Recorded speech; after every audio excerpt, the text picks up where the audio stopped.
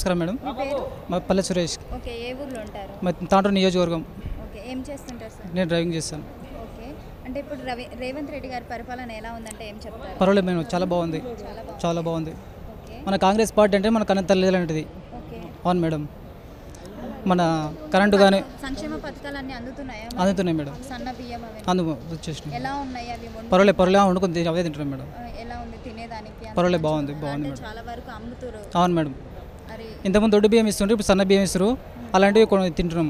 Okay, పర్వాలేదు madam. Okay. Free current వస్తుందా మరి? ఫ్రీ కరెంట్ వస్తుంది మేడం. ముందు ఎంత కరెంట్? ముందు 7,000 రూపాయలు కడుతుంటాయి. ఇప్పుడు ఫ్రీ కట్టేసి ఫ్రీ అయిపోయింది. మహిళలకి ఉచిత బస్సు ఫ్రీ బస్సు చాలా చాలా మంచిది, చాలా వాళ్ళకి మంచి పని.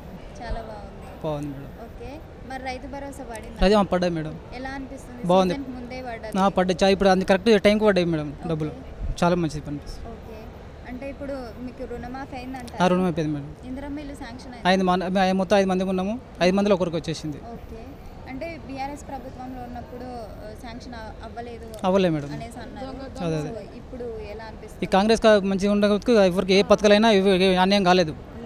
అందరికి కరెక్ట్ మంచిగా జరిగింది. ఓకే, మళ్ళీ కూడా రేవంత్ రెడ్డి గారి ఖచ్చితంగా వస్తారు. ఖచ్చితంగా రేవంత్ రెడ్డి వస్తాడు. Subscribe us and press the bell icon for more interesting updates.